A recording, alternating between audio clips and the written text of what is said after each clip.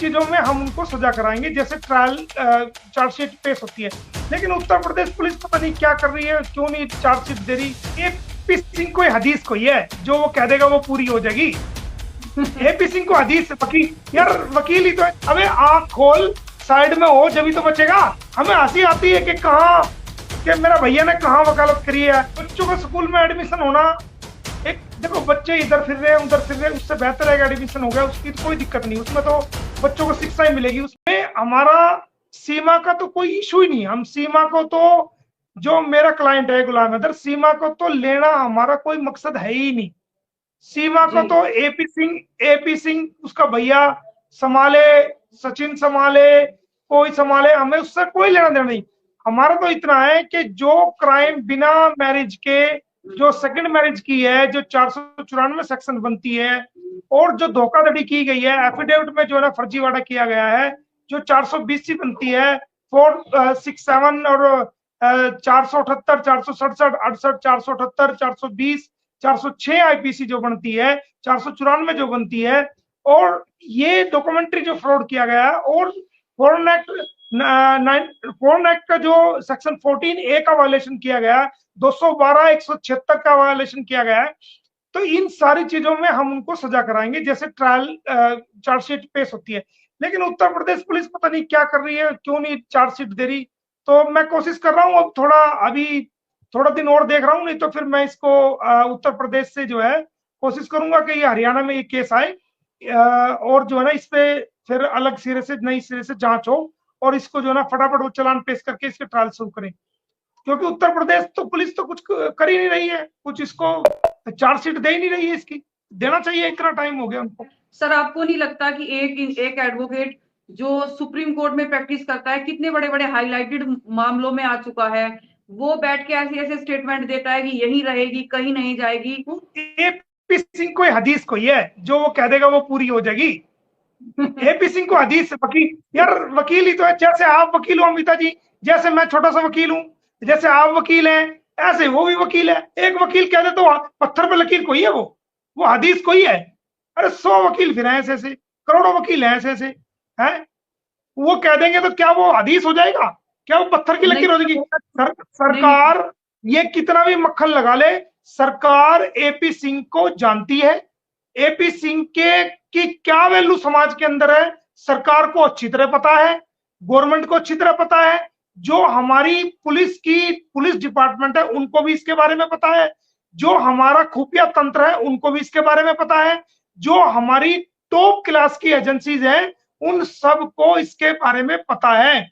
अब ये कल बैठा हुआ कह रहा था कि ये कर देंगे, एनआईए जांच कर रही है, वो करिए। अरे एनआईए का नाम है पूरी पूरी दुनिया में, पूरे भारत के अंदर। और एनआईए जो बनी थी, जो केस मैं लड़ रहा था, उस केस की शुरुआत में उसी केस के लिए एनआईए बनी थी। इसको पता भी नहीं है, इसको ये भी नहीं पता कि मैंने एनआईए का मुकदमा लड़ा है खुद। इसको पता नहीं है अभी, ये जानता नहीं है। एनआईए के सारे अधिकारी मेरे से वाकिफ हैं। एनआईए के खिलाफ 2 मुकदमे तो अब भी पानीपत में चल रहे हैं। कहते हो तो मैं स्क्रीनशॉट भी लगा दूंगा। और पहले मैं एनआईए के साथ ही मिलकर पंचकुला कोर्ट में, सीबीआई कोर्ट में मुकदमा लड़ा मैंने, समझौता ब्लास्ट का, एनआईए की अच्छा। प्रोसिक्यूशन डिपार्टमेंट, प्रोसिक्यूशन की तरफ से, जिसमें मैंने एनआईए को ही सपोर्ट किया। इनको क्या पता, रोज तो अधिकारी जो होते थे, जब ये मामला हुआ, रोज तो हमारी दिल्ली के अंदर मीटिंग होती थी।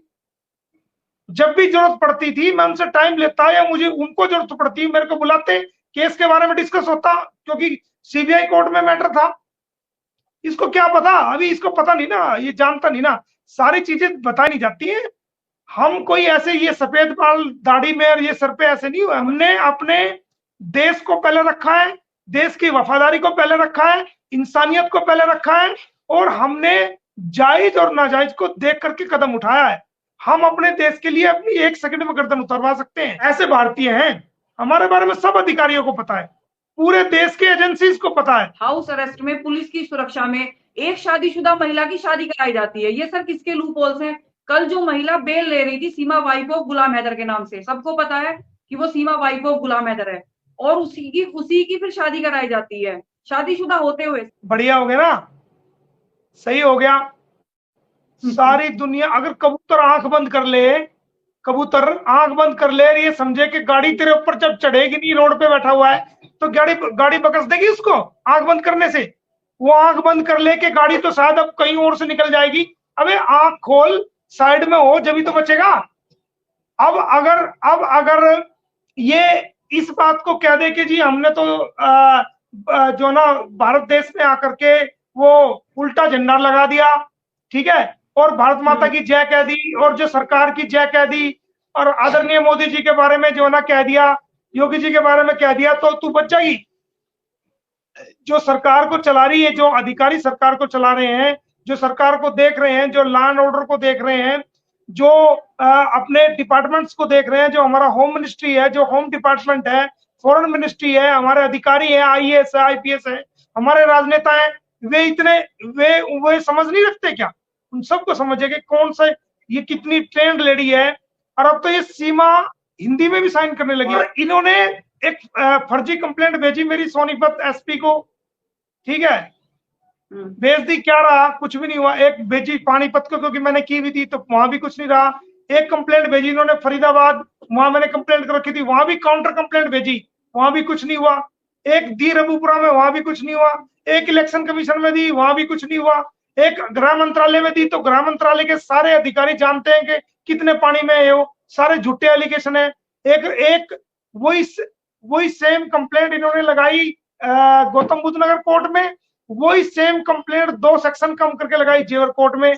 इसको पता नहीं रेस जुडिकेटा क्या होता है। एक ही कोज ऑफ एक्शन, एक ही मामले के आप 2 मैटर लगा रहे हो, तो आप कैसे वकील? मैं तो मुझे तो हंसी आती है कि एक सेम कंप्लेंट आपने लगाई है एसीजीएम फर्स्ट को, एक कंप्लेंट आपने सेम कंप्लेंट, वही कंटेंट्स, वही ग्रीवेंस आपने लगाई है जेवर कोर्ट को, वही कंप्लेंट आपने वहां लगाई है। तो एक कोज ऑफ एक्शन की को दिखा रहे हैं आप जो है ना सूरजपुर थाने का, दूसरे कोज ऑफ एक्शन को, दूसरी उस सेम कंटेंट्स को आप दिखा रहे हैं जो है ना रबूपुरा थाने का।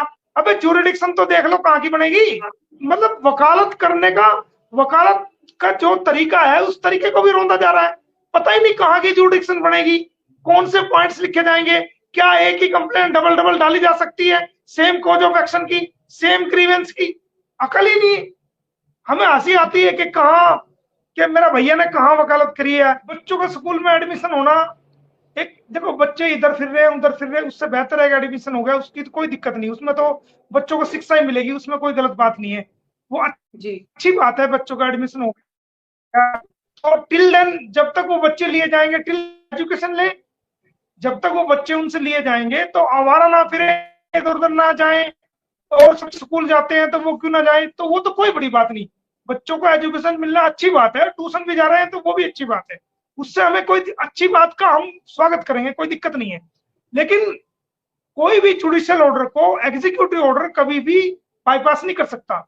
जो जुडिशियल ऑर्डर है वो जुडिशियल ऑर्डर हमेशा सुपीरियर है। और ये जो किसी हो सकता है इन्होंने किसी जो डिस्ट्रिक्ट मजिस्ट्रेट है उसको, जो डीएम है उनको परमिशन मांगी हो जी स्कूल को अनुमति प्रदान करे कि भाई जब तक इसका कोई फैसला नहीं होता इनको पढ़ा जाए, तो वो परमानेंट नहीं है, वो टेम्परेरी होगा।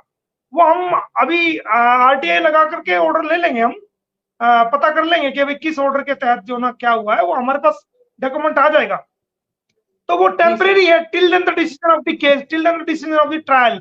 तो वो टेम्परेरी है। जो ऑर्डर हो चुका है बच्चा लेने का, सरकार, उत्तर प्रदेश सरकार को भी ऑर्डर जा चुके हैं, तो हम भी अभी थोड़ा छूट इसलिए कर रहे हैं कि अभी जैसे गुलाम हैदर आ जाए तो तुरंत हम उस पर फौरन उसको एक्शन करा दें। उत्तर प्रदेश सरकार को ऑर्डर जा चुके हैं, तो किसी भी दिन कभी भी ये बच्चे जो है वो कस्टडी में लिए जाएंगे अपनी, और उनको सरकारी संरक्षण में रखा जाएगा, और फिर बाद में वो गुलाम हैदर को सौंपा जाएगा या इनको डिपोर्ट उसके साथ ही किया जाएगा।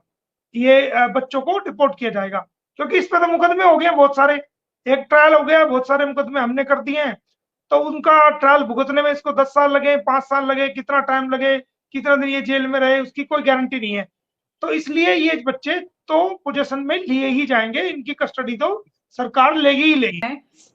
पहली बात तो ये अफवाह है या सच है झूठ है इस बात का मुझे पता नहीं, क्योंकि हमारे सामने कोई ऐसी मेडिकल रिपोर्ट नहीं आई। अगर कोर्ट में आएगी या कोई सामने कोई चीज आएगी तो उसके बाद इस पे विचार किया जा सकता है। लेकिन अगर हम एक चीज मान के चल रहे हैं कि अगर ऐसा है भी, तो ये हमारे केस को और मजबूत करता है, क्योंकि अगर इसको सचिन का इसको जो है इलीगल हमने जो कोर्ट में केस डाला है अमिता जी, उसके अंदर हमने बाकायदा इस लाइन को पहले एडवांस में लिखा है कि इस इलीगल रिलेशन से जो भी औलाद पैदा होगी, सचिन और सीमा की इलीगल जो साथ में रहते हैं, इलीगल एक साथ रहने से जो इलीगल पीरियड से जो कोई विषन से जो औलाद पैदा होगी, वो औलाद इलीगल होगी और वो औलाद इलिजिमेट होगी, वो जो है नाजायज बच्चा कहलाएगी। ये हमने केस के अंदर लिखी हुई है ये बात, और वो होगी भी।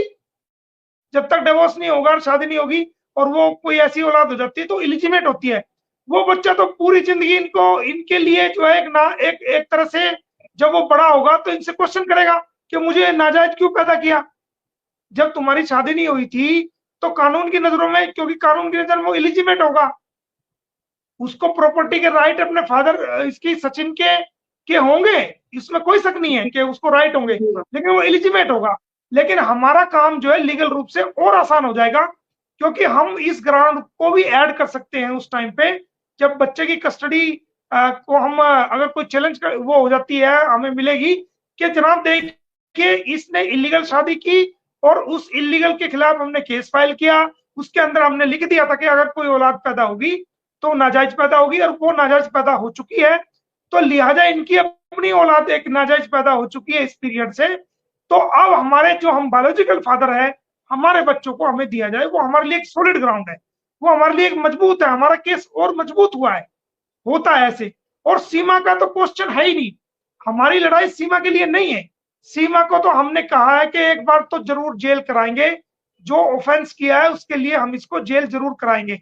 उसके बाद सरकार इसको भारत में रखे या इसको डिपोर्ट करे, ये सरकार का फैसला है, लेकिन हम एक बार इसको जेल करा करके सजा कराएंगे, ये हमारा मोटिव है, और बच्चों को गुलाम हैदर को दिलवाएंगे। इसके अलावा हमारा सीमा हैदर को लेने का कोई भी मोटिव नहीं है। सीमा हैदर को हमें ना चाहिए, ना सीमा हैदर की हमारे क्लाइंट को जरूरत है, और हमें ना उससे कोई लेना देना नहीं है किसी भी प्रकार से, ना हमारा उस पर कोई क्लेम है।